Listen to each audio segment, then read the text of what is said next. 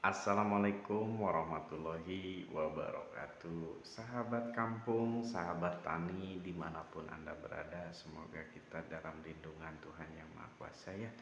Sahabat, saya ingin berbagi cerita, eh, berbagi pengalaman.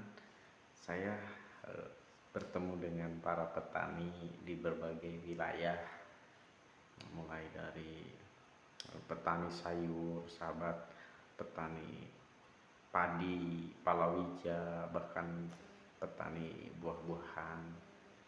Saya sering curhat mengenai para petani. Nah, ternyata begini jawaban para petani itu, rata-rata pertanian ini mengeluh, sahabat. Mengeluh, para petani itu mengeluh masalah biaya pemupukan, sahabat. Biaya pertanian zaman sekarang itu sangat jauh berbeda dengan zaman dulu katanya. Contohnya masalah pupuk, sahabat. Masalah pupuk. Nah, kata petani padi di daerah saya mengatakan ke saya itu begini, Mas, biaya pertanian zaman sekarang itu memang mahal. Bahkan tergolong sangat mahal lah biaya pertanian itu. Nah, contohnya saja masalah pupuk katanya. Saya mupuk itu zaman dulu cukup 2 kintal per satu bau mupuk, itu area padi itu cukup 2 kintal katanya per satu bau katanya. Tapi kenapa kok tambah tahun naik menjadi 3 kintal, tambah tahun lagi naik menjadi 4 kintal.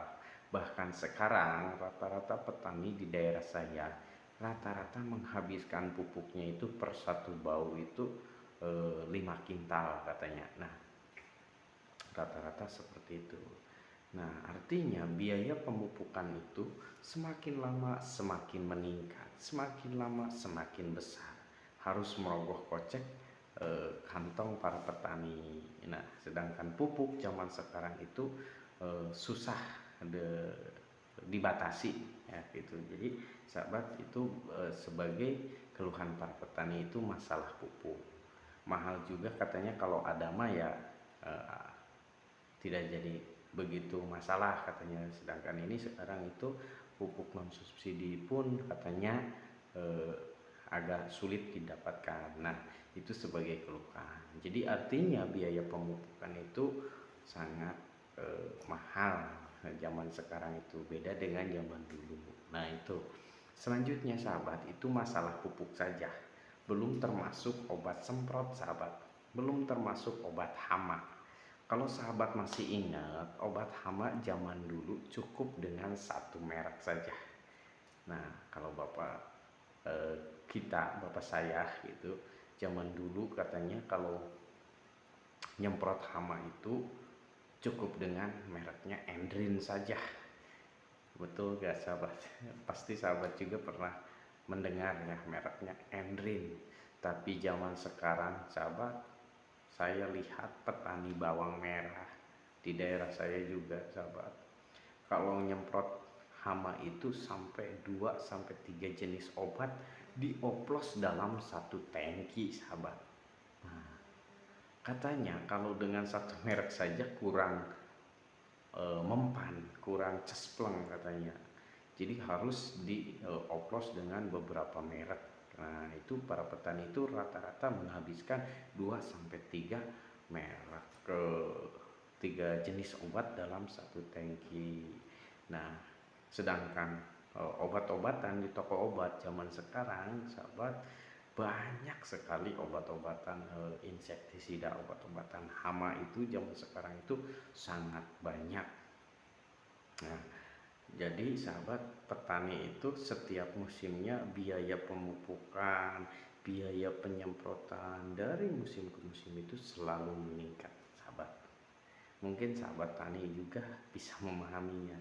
Nah, sahabat, ternyata para petani itu mengeluh setelah saya tanya-tanya terus, cari-cari info, cari-cari berita, dipelajari.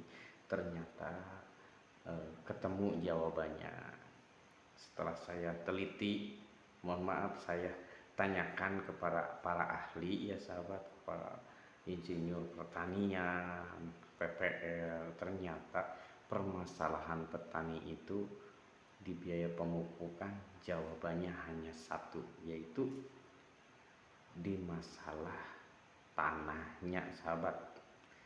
Nah, kata Bapak Haji Asep Bahrudin sahabat dari Majalengka, daerah Majalengka itu petani teladan, beliau itu mengawasi pertanian.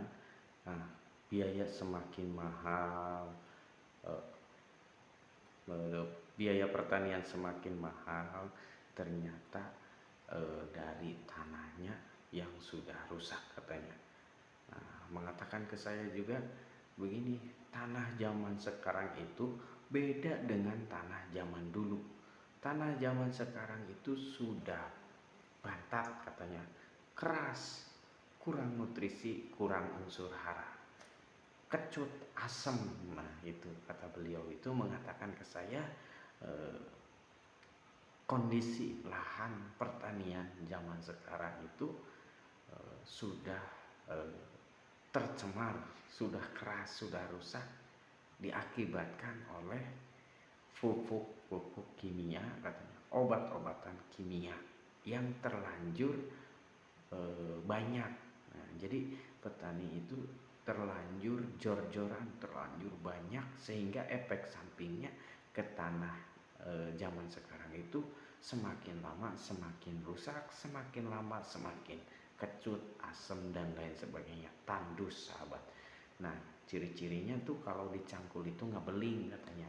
Kalau nyiram itu seperti air di daun talas.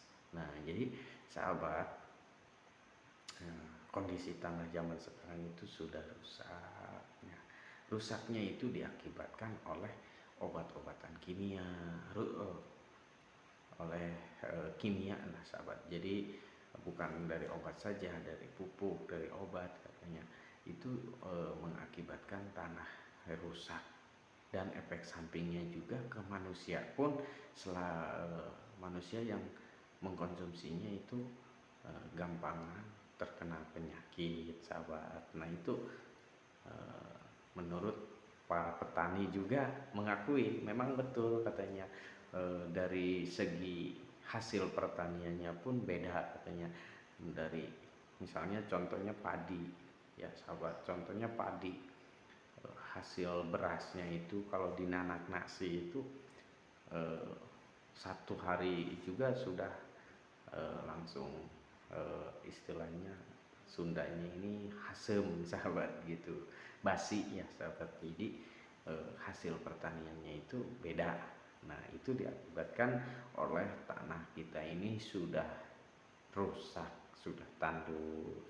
Nah, bagaimana sahabat kita selaku petani supaya biaya pertanian itu bisa ditekan menurun, hasil pertanian tetap meningkat terus setiap musimnya sahabat? Ternyata sahabat, setelah saya tanya-tanya terus kepada ahli pertanian, kepada petani pun, ke PPL, ke dinas para penyuluh pertanian, hanya ada satu rumus, hanya ada satu kunci cara mendandani tanah kita supaya biaya pertanian itu bisa ditekan menurun, yaitu dengan mendandani tanahnya dulu sahabat.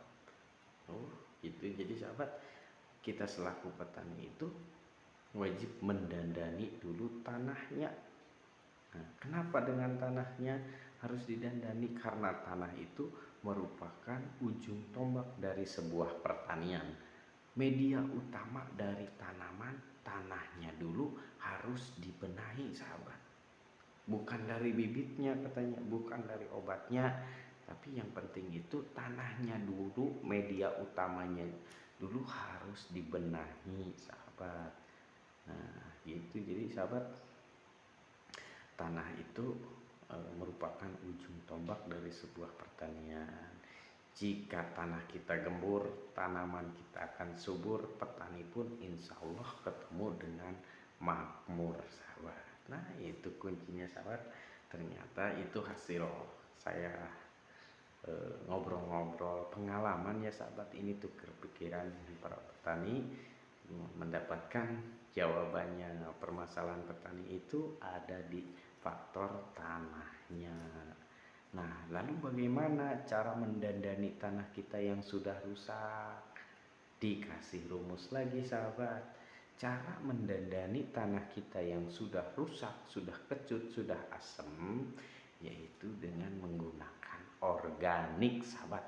Tidak ada rumus lain selain organik ya sahabat.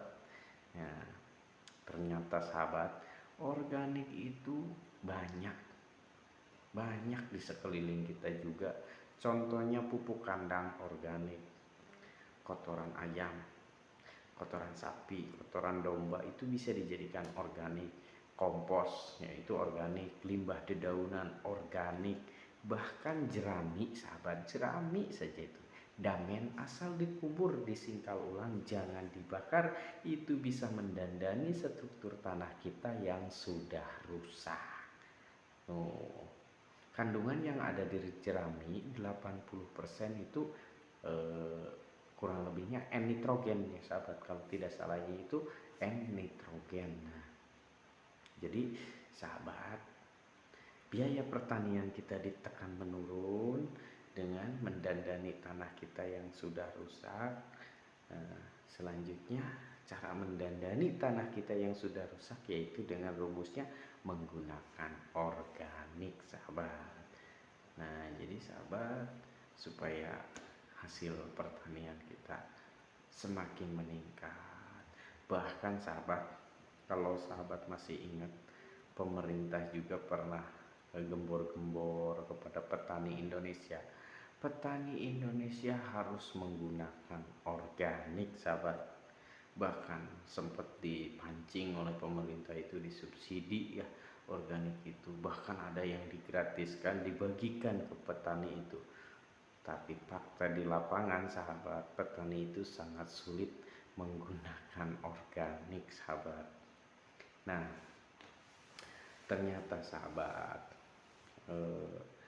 organik itu sangat bagus. Efek sampingnya dari organik itu semakin lama semakin meningkat, semakin lama semakin bagus. Kondisi lahan tanah kita ini semakin lama semakin bagus sahabat. Nah, jadi cara mendandani tanah kita yaitu dengan menggunakan organik sahabat. Nah, itu saja sahabat yang bisa saya sampaikan, kurang lebihnya mohon maaf ya sahabat. Semoga jangan salah pemahaman. Jadi ini hasil edukasi, ngobrol-ngobrol dengan para petani, dan saya mencari solusinya, bagaimana, apa yang bisa kita lakukan untuk bangsa kita, untuk kemajuan para petani ya. Saya petani juga, saya petani muda, petani kecil. Yuk dandani dulu tanah kita yang sudah rusak akibat residu kimia yang mengikat di dalam tanah sahabat, sehingga efek sampingnya ke tanah kita semakin lama semakin rusak, semakin lama semakin asam, kecut, dan lain sebagainya sahabat. Nah sahabat, mungkin itu saja yang bisa saya sampaikan, kurang lebihnya mohon maaf. Bila itu pikul hidayah. Wassalamualaikum warahmatullahi wabarakatuh.